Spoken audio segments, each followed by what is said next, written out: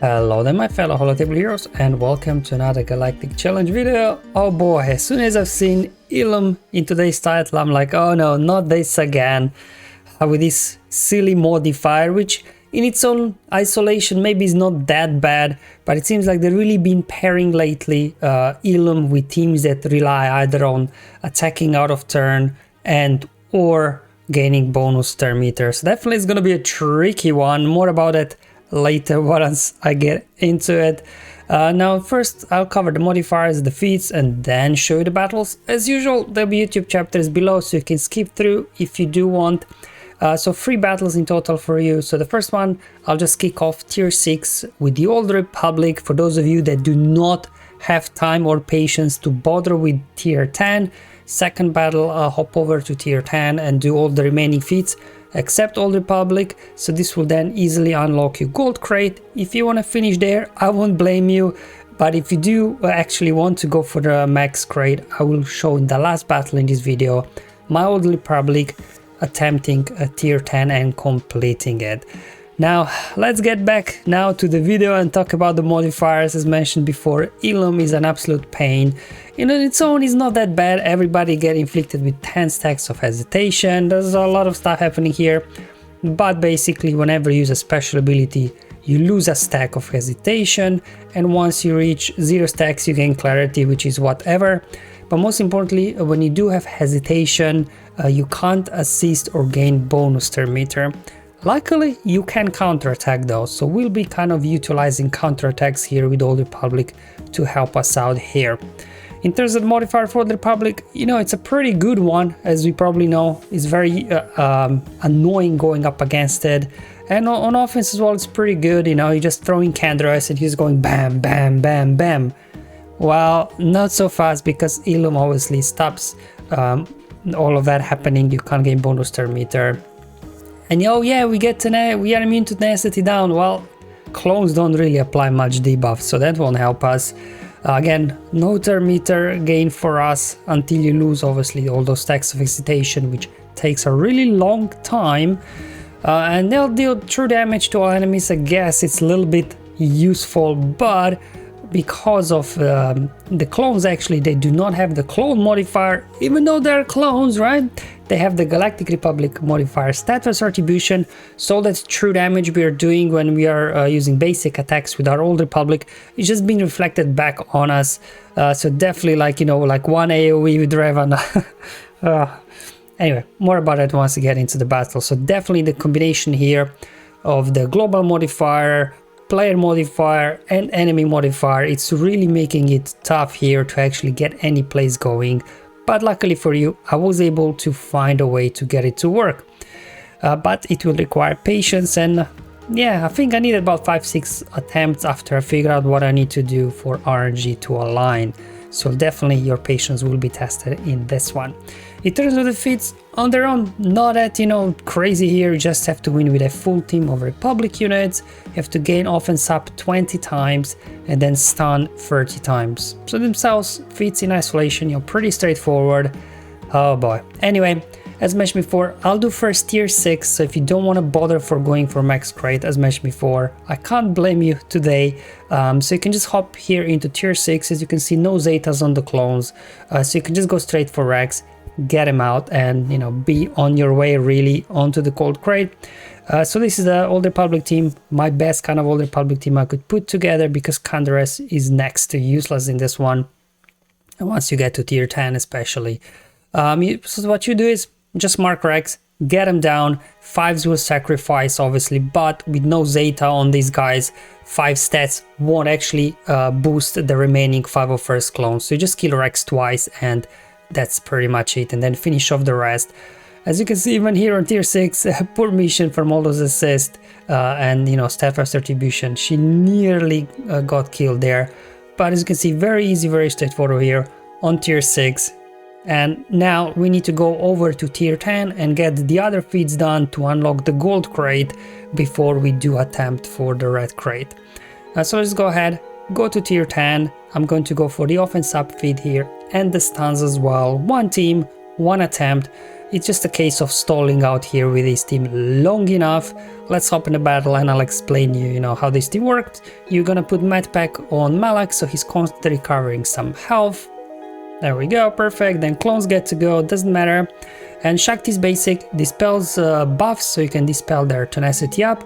But most importantly, it gives offense up to all your allies that don't have it yet. So with Shakti, you give everybody offense up.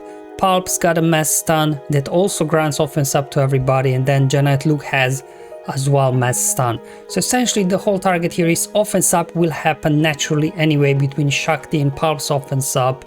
And for the stuns, the way you gotta count is get Pulp's doing 3 times his mass stun, and then Giant Luke 3 times his mass stun, and that's 6 times 5, that's 30 stuns for you. And this is pretty much it, to be honest. They're just kind of spreading the damage, keep everybody alive, so you get 5 targets for the mass stun. And after you achieve that, you got your Luke there and Pulp doing 3 times mass stun. You can just go ahead, finish off these guys, let Malak drain everybody. Obviously Rex here could be a little bit annoying with his aerial advantage, so do make sure you do have their taunt on Malak at all times. So the way the taunt on Malak triggers, it's in 3 ways. Once, whenever an enemy is shocked, either by Pulp's basic or Malak's special attack. If Malak is critically hit, he as well will taunt. And then finally Shakti is there, right on cue, special ability, middle one, will also give him taunt there, I think for 2 turns. So utilize those 3 ways to make sure you've got taunt on Malak at all times, because he just doesn't care about that aerial advantage from Rex. And that's pretty much it, just kind of stalling the battle, spreading the damage between everybody. I'm sure there are many ways to get this done. This was just kind of the team without using Galactic Legends I thought to put together. There we go, another stun there, and that was the 3rd stun from Luke. Pulp had his first 3 stuns already, and I'm just going to go ahead, hit autoplay, and let Malak drain these guys and finish off the rest. There we go, pretty straightforward here. This one, stun and offense up, obviously there with the help of Luke and Emperor Palpatine. And now this unlocked for you gold crate, so if you want to stop there, get on with the rest of your week, have fun. But otherwise, for those of you that have a little bit more patience, a little bit more time to attempt for the red crate, let's hop now with the Old Republic onto tier 10. And I've seen on Discord some people saying as well they were able to get done this with Sortie in the leading slot and then T3, so that's instead of Mishnah and Zalbar. But mine are like gear 9, so they just got killed too quickly. So if you do have a relic up those guys, you can also try Sword to lead and T3 and see if we can get to work. The only way I was able to get it to work is with this particular team. So let me show you the mods. I actually modded Revan for offense because, because of hesitation, our offense is totally nerfed. So at least hopefully he can do a little bit more damage there. I modded Bastila for speed and some potency because she's got ability block and stun, which will be important in controlling Rex. We got also Julie there, Mark modded for health, Mission and modded for offense as well because she's doing lots of attacks. And then Zalbar, this is going to be very important. Load him with defense and protection, or I guess health and protection will do, but I just prefer defense on Zalbar and make him really slow. You don't want him taking a turn. Because with his unique Wookiee toughness, anytime he's hit, he gains 20% defense stacking until he takes a turn. So you just don't want him taking a turn. You want him to be really slow and just constantly counter-attacking. Every time he counter-attacks, mission assist and damage over time will quickly pile up there on 5s and you'll be able to get him down. So I had to a little bit adjust my mods in order for this team to be able to get it to work. Alright, let's now hop in the battle and let me show you one of the 3 successful runs I had. So I've done this multiple times just to make sure it wasn't a fluke. But anyway, Rex goes first, he's very fast. So first thing, you're gonna mark 5s, dispel tenacity up on him, then you hide mission in stealth, and then you just kind of here stalling out and let Zalbar do his thing. There we go, counterattack and mission assisting. No AoEs to begin with, because this will totally kill off Revan very quickly. I'm just gonna do basic there. There we go, there goes their AoE, that's fine. And let's go ahead again, just basics here. trying to get 5s down. Let's throw an armor shred over on 5s. We've got now retribution on Zalbar, so every time he's hit, he counterattacks, and because we marked 5s, all those counterattacks are going on to 5s. Now we lost their mark on 5s, so what I'll do, just pass strategic advantage over on Basti, just so we get rid of those stacks of hesitation, stun their Rex. That's why potency on Basti will be important here. Now we go, perfect. Again, trying not to do too much damage here, let damage over times do all the work for us. Perfect. So we go, Zalbar there taunting, his defense is really jacked up from all those hits. Unfortunately there Rex was able to cleanse of damage over times, not amazing timing, but we'll be able to quickly stack up more damage over times over on 5s again. Just keep passing strategic advantage between Basti and Revan. No assist, but you will be getting those stacks of hesitation down. There we go, 5s finally out, and now we just have to go all out here on Rex.